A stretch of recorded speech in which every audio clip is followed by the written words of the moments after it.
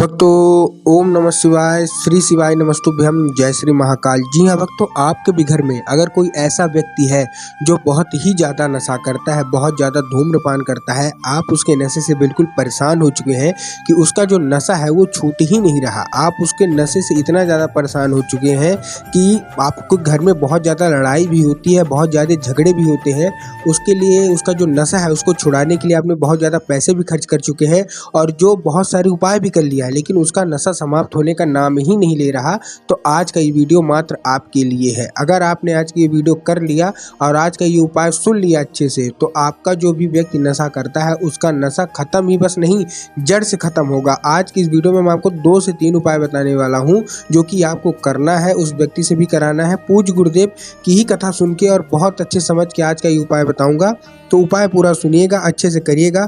अगर आपने उपाय अच्छे से कर लिया तो 100% है कि जो भी व्यक्ति है जो कि बहुत ज़्यादा नशा का सेवन करता है उसका नशा छूटेगा। ये उपाय जो मैं आज आपको बताने वाला हूँ, बहुत सारे लोग जो गुरुदेव की कथा में आते हैं, जो पत्र भेजते हैं, बहुत सारे लोगों ने पत्र भेजा कि गुरुदेव हमने उपाय किया और हमारे व्यक्ति का जो भी घर का व्यक्ति है जो नशा करता था उसका नशा जड़ से समाप्त हो गया। तो चलिए हम बताते हैं कि उपाय कौन सा है। लेकिन उससे पहले चैनल में अगर पहली बार आए हैं और आवाज़ मेरी पहली बार सुन रहे हैं तो वीडियो को कर दें लाइक और चैनल को कर लें सब्सक्राइब, ताकि पूजनीय पंडित प्रदीप मिश्रा के रोज नए नए उपाय जो कि मैं उनकी कथा से सुनता हूं, श्रवण करता हूं, सबसे पहले आपको प्राप्त करा सकूं। तो देखिए, जो हमारा पहला उपाय है वो उपाय आपको उसी व्यक्ति से कराना है जो बहुत ही ज्यादा नशा करता है, बहुत ज्यादा धूम्रपान करता है। करना कैसे है, आपको रेगुलर बेस में आपको 1 लोटा जल शिवलिंग पे अर्पित करवाना है। पूज्य गुरुदेव कहते हैं कि कोई सामग्री नहीं, कोई औषधि नहीं, आपको कुछ नहीं करना।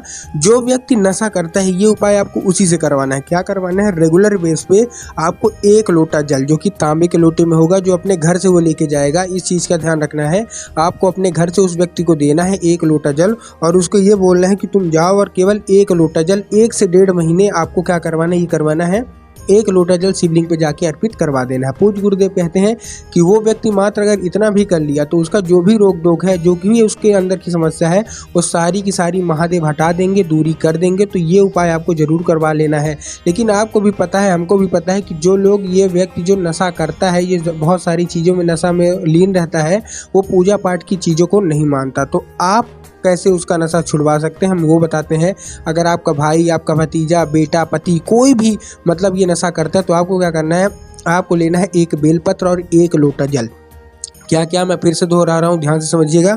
आपको लेना है 1 बेलपत्र और 1 लोटा जल और ये लेके आपको पहुंच जाना है कहाँ, शिव मंदिर। शिव मंदिर पहुंचने के बाद सबसे पहले आपको काम क्या करना है, सबसे पहले आपको दक्षिण दिशा में खड़े होना है और आपका जो चेहरा होगा, जो मुख होगा, वो किधर होगा, वो होगा उत्तर की ओर, मतलब जिधर जलाधारी रहती है। अब सबसे पहले आपको जो बेलपत्र ली है तो ध्यान रखना कि बेलपत्र कहीं से भी कटा फटा ना हो, हरा होना चाहिए, मुरझाया हुआ भी नहीं होना चाहिए, इस चीज़ का आपको ध्यान रखना है।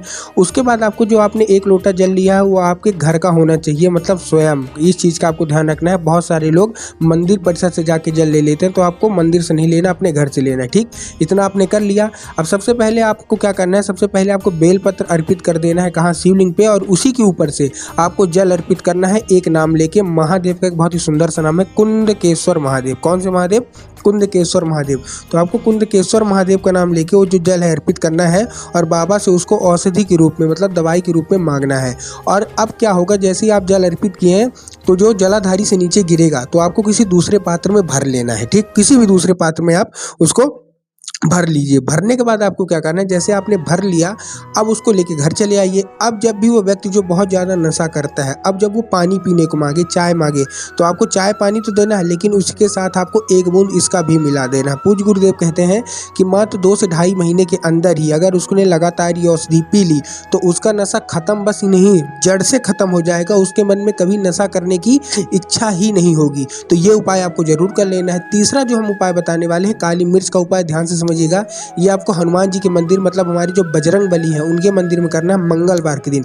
आप कोई भी मंगलवार इसको कर सकते हैं। करना क्या है, सबसे पहले आपको ध्यान रखना है, आपको इसमें उपाय क्या में जो औषधि है, जो सामग्री है, वो क्या क्या चाहिए। आपको चाहिए 21 काली मिर्च, 21 लौंग और 21 नीम की पत्ती। अब देखिए, लौंग में बहुत को कन्फ्यूजन होगा कि लौंग हमको फूल वाली लेनी है कि बिना फूल वाली। तो मैं आपको बताना चाहूँगा कि लौंग आपको फूल वाली ही लेना है। ठीक, अब आपने फूल वाला लौंग ले लिया। अब आपको क्या करना है, एक लाल कपड़े में ये सारी चीज़ें मिला लेनी है, मतलब डाल लेनी। जैसे आप पोटली बनाते हैं ना, बस सेम टू सेम। अब आपने क्या किया, आपने एक लाल कपड़ा लिया, लाल कपड़े में आपने 21 काली मिर्च, 21 लौंग और 21 नीम की पत्ती। अब देखिए नीम की पत्ती में भी ध्यान रखना कि नीम की पत्ती कहीं से भी कटी फटी नहीं होनी चाहिए, मुरझाई नहीं होनी चाहिए, हरी होनी चाहिए। अब आपने उसको बांध के पहुंच गए हनुमान जी के मंदिर। हनुमान जी के मंदिर पहुंचने के बाद आपको क्या करना है, हनुमान जी का जो उल्टा पैर है, ठीक, देखिए इसको मंगलवार के दिन करना है और सुबह के लेकर शाम तक कभी भी कर सकते हैं। हनुमान जी का जो उल्टा पैर है, तो हनुमान जी के उल्टे पैर में उनके एक भाई जो गतिमान है, हनुमान जी के एक भाई का नाम गतिमान है, तो आपको गतिमान का नाम लेके ये अर्पित कर देना है और अपनी जो भी इच्छा है मांगना है। 5 मिनट बाद ये पोटली वहाँ से उठाना है और ये लेके अपने घर चले आना है। घर आने के बाद जो घर आपके जो ऊपर स्थान होगा, जहाँ कोई बच्चा या कोई भी आदमी टच उसको न कर सके, वहाँ आपको पोटली बांध देना है। पूज्य गुरुदेव कहते हैं कि ऐसा करने से हनुमान जी स्वयं आपके घर आ जाते हैं और आपके घर से जितना भी रोक टोक होता है सब हटा देते हैं। तो उम्मीद करता हूँ आज का ये उपाय आपको समझ में आ गया होगा।